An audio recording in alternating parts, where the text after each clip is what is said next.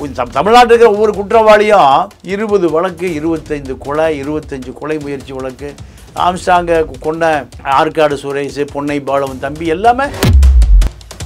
நாகேந்திரனும் ஆம்ஸ்டாங்கும் சண்டை முத்து. நீ இப்போ தலைவன் ஆகிட்ட, நீ ஒரு 5000 கோடி சொத்து சேர்த்துட்ட, என் பையன் தலையிடுற இடத்துக்கு நீ போகாத, இல்லையா நீ என் பையன் மகனுக்கு பணம் கொடு. நேற்று நாகேந்திரன் அவர்கள் இறப்பை வச்சு தான் எல்லா ரவுடிகளும் நேற்று சங்கமிச்சிருக்காங்களோ, எல்லாரும் ஒரே இடத்துக்கு வந்திருக்காங்களா? ஆமாம், அதான் உண்மை. ஓகே, காவல்துறைக்கே தெரியும் இங்கே எல்லாம் வருவாங்கன்னு தெரியும். ஆனால் நீங்கள் எல்லாருமே இப்போ பெயில் இருக்கா, எல்லாமே வாரண்ட் இருக்கா, எல்லாம் வழக்கு நடந்துகிட்ருக்கு. ஆனால் வழக்கு ஒரு பெரிய விஷயமே இல்லை இவர்களுக்கு. யாரை வேண்டுமானாலும் கொலை செய்வார்கள். வெள்ளை பிரகாஷ் தேடிட்டு இருந்தாங்களா, 42 அருவா, 32 பாம்பு வச்சுருந்தாரா. தலைமறைவு, தன்னுடைய தலைவன் இறந்து போனதுக்கு சோகத்தை பகிர்ந்து கொள்வதற்காக வந்த வெள்ளை பிரகாஷ் கைது செய்யப்படும். ஒரு மிகப்பெரிய நெட்வொர்க். அதாவது இதில் ஒரு 26, 27 ரவுடிகள் இதில் தலையிட்டிருக்கான். அனைத்து கட்சியும் ஆம்ஸ்டாங் கொலை ஒரு அசைன்மெண்ட்டு. ஒரு பெரிய ஆளை நீங்கள் கொலை செய்வதற்கு ஒரு ரவுடி கூட்டத்தை 6 மாதம் வைத்திருந்தா தான் அது சாத்தியப்படும். அப்போ எவ்வளோ செலவாயிருக்கும்? 6 கோடி. இந்த 6 கோடி கொலை செய்வதற்கு. கொலை செய்த பின்பு அவன் குடும்பத்துக்கு இதே போல் 6 கோடி கொடுக்கும். அசுத்தமாக ஜெயிலு சிறைக்குள்ள எப்படி தொலைபேசி வச்சுட்டு இந்த தொடர்பை பண்ண முடியும்? அப்போ அவனுக்கு உள்ள போலீஸ் சைடு ஹெல்ப் பண்ணிருக்கணும், ஆதரவு. அசுத்தமன் வாயை திறந்தால் பல பேர் மாட்டார். சார், இப்போ நாகேந்திரனுக்கு அப்புறம் அஸ்வத்தமன், நாகேந்திரன் இறந்துட்டாப்புல, இப்போ அடுத்த குறி அஸ்வத்தமனுக்கு வைப்பாங்களா? இப்போ சிபிஐ இந்த வழக்கு கண்டுபிடிக்கணும்னா அப்பாவுக்கு தெரிஞ்சு மகனுக்கு தெரியுமில்ல, பல ரகசியங்கள் பாதியாக தெரிஞ்சிருக்கும்ல. அனைவருக்கும் வணக்கம். இன்றைய நமது நேர்காணலில் நம்முடன் இணைந்திருப்போர் மூத்த பத்திரிகையாளர் திரு பாண்டியன் அவர்கள்.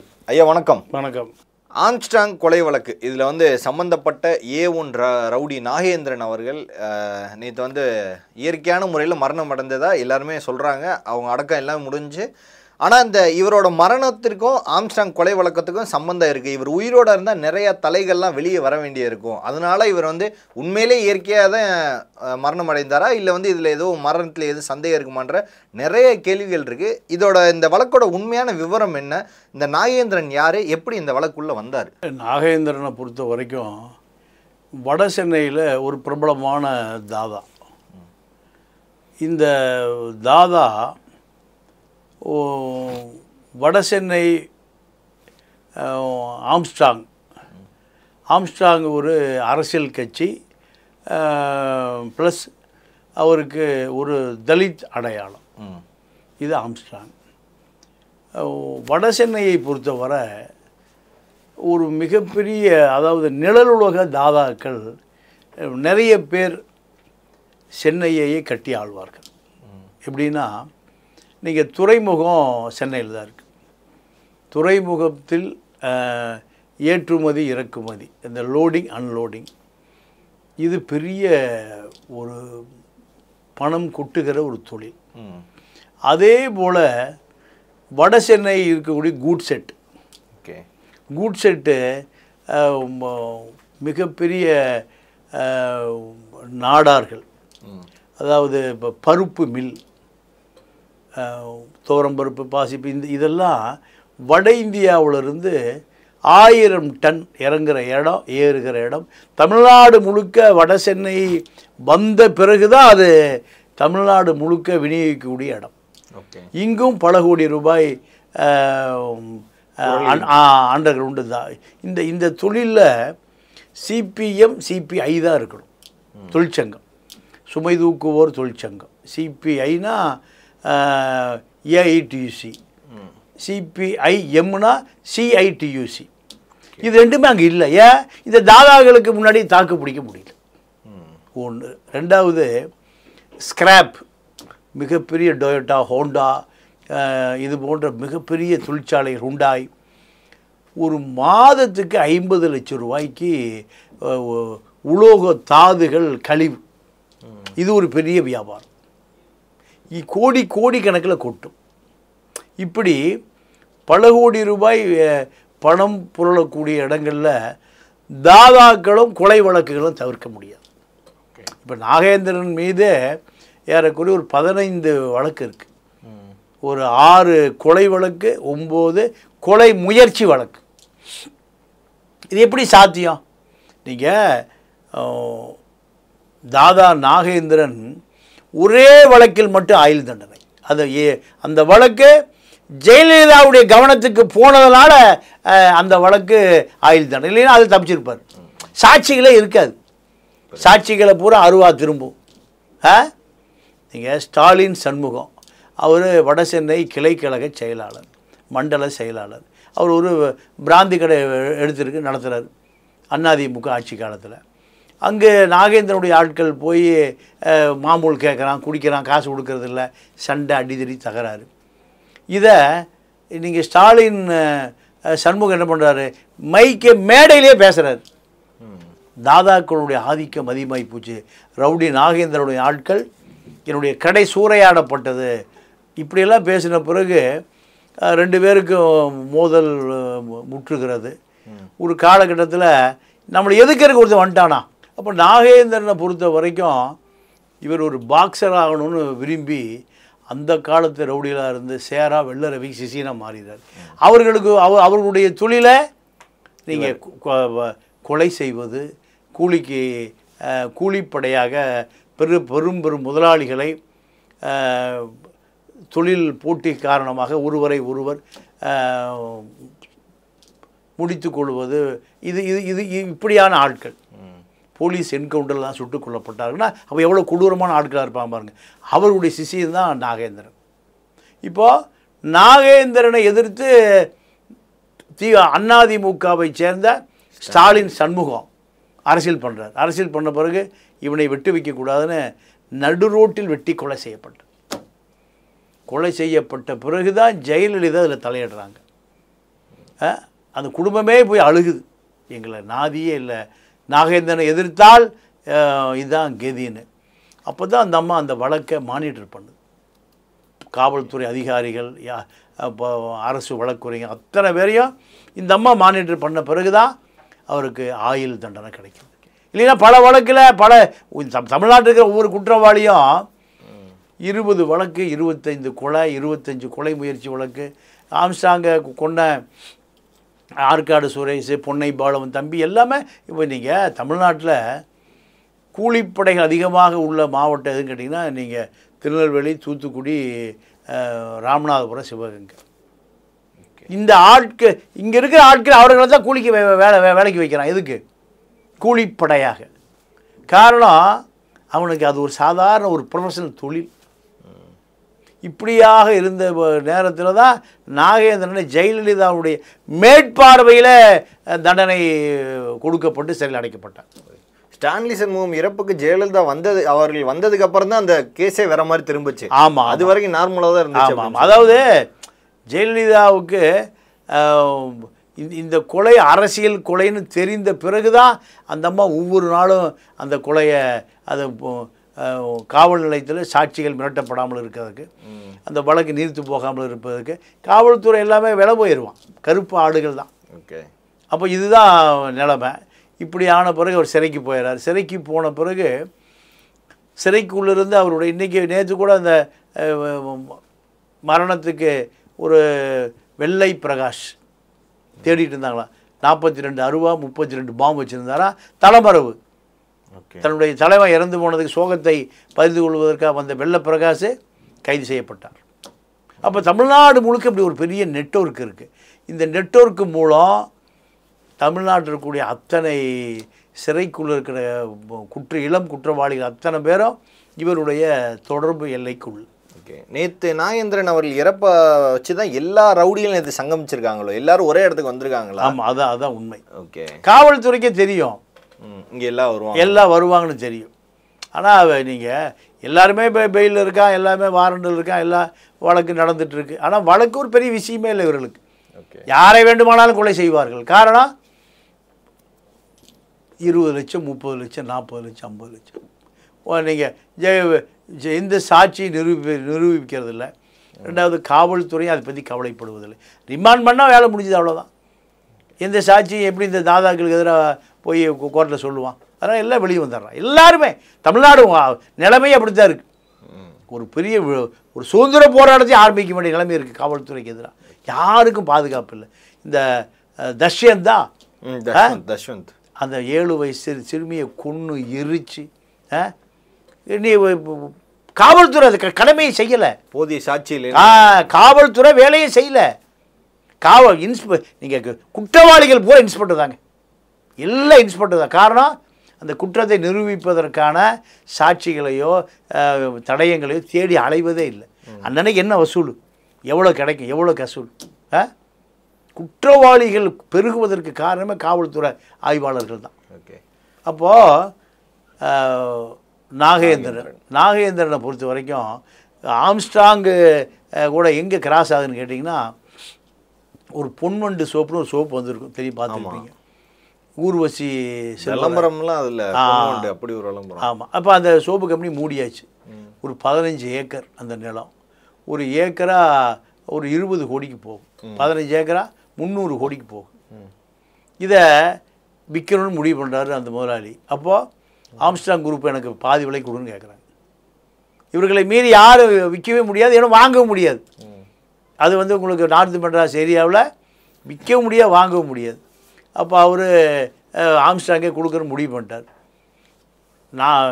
நாகேந்திரனுடைய மகன் அஸ்வத்தம்மான், அவர் மாநில இளைஞர் அணி காங்கிரஸில் தலைவர். அவர் நம்ம செல்வ பெருந்தகைக்கு அவர் தான் ஆளினார். அவர் மூலம்தான் இவர் எல்லா வியாபாரங்களும் செய்வதற்காக இவ்வளோ ஒரு பெரிய பொறுப்பு போட்டு வச்சுருக்கார். அப்போ இவர் போகிறார். யார்? நாகேந்திரனுடைய மகன் அஸ்வத்தம்மன் போகிறார். அஸ்வத்தம்மன் போகிறாருன்னா செல்வம் அங்கே இருக்காருன்னு அர்த்தம். செல்வ பெருந்தகை அங்கே இருக்காருன்னு அர்த்தம். அப்போ 300 கோடி ரூபாய் வியாபாரம், 2 பேரும் கிளாஸ் ஆகிறாங்க. கண்டிப்பாக நாகேந்திரன், அஸ்வத்தம்மான், செல்வ பெருந்தகை கூட்டணி தான், வேறு ஒன்றும் இல்லை. ஆம்ஸ்ட்ராங்கை எதிர்க்கக்கூடிய வலுவான கூட்டணி இதுதான்.